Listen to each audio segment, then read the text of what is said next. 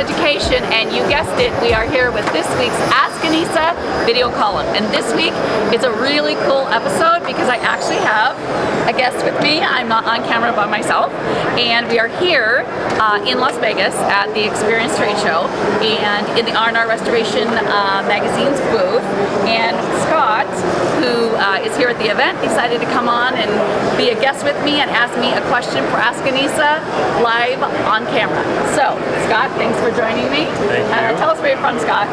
I am from Murrieta, or Temecula, California is where our company is located. Awesome, awesome. All right, Scott, what question do you have for me? So my question is, when you are dealing with fire and smoke damage cleanup, at what point do you come in and assess, and how do you make that assessment of should the air ducts be cleaned before your crew starts cleaning, or if they should be done at the end of the cleaning, or if you recommend before and after, what conversations are you having with the adjuster to get that covered times two? Oh wow, that is an awesome question. So actually, Scott, it can go one of several ways.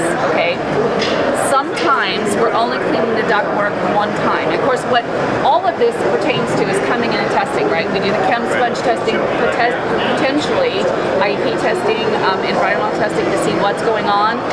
But in some cases, if it's a light situation, we almost always, by the way, do duct cleaning. Almost always. It's a rarity that there's a situation go in the home where there's a fire situation that we wouldn't do duct cleaning. I would say rarely would be like if there was a chicken on the stove kind of situation. It was very, very mild. Okay. So first off, sometimes we do only clean the duct work one time if it's a very mild situation. And if we're going to clean it once, we're usually dealing with a clean in place that only takes a couple of days, and we would do it on the second day. Okay.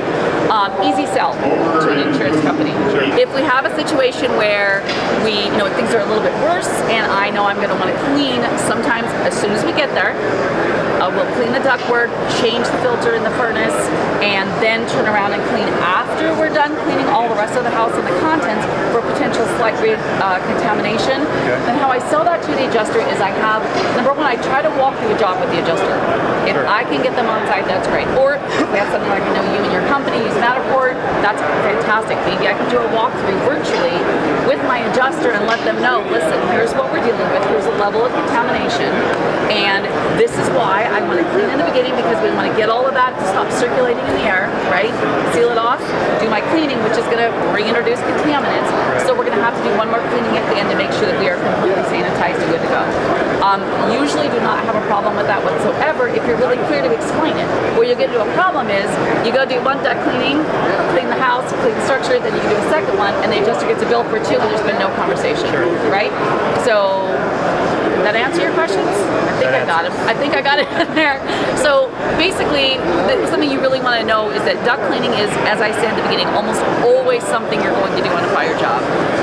Not every time, like I said, there's a few that you wouldn't, but almost every time, and it's not uncommon to have to clean the duct system twice.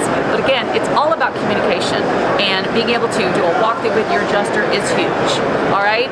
Well, I really want to thank you, Scott, for being brave, being on camera, and being nice to me on camera, by the way.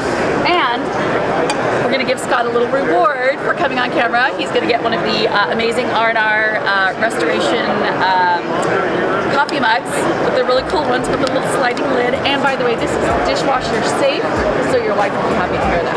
Nice. Right, thanks, Scott.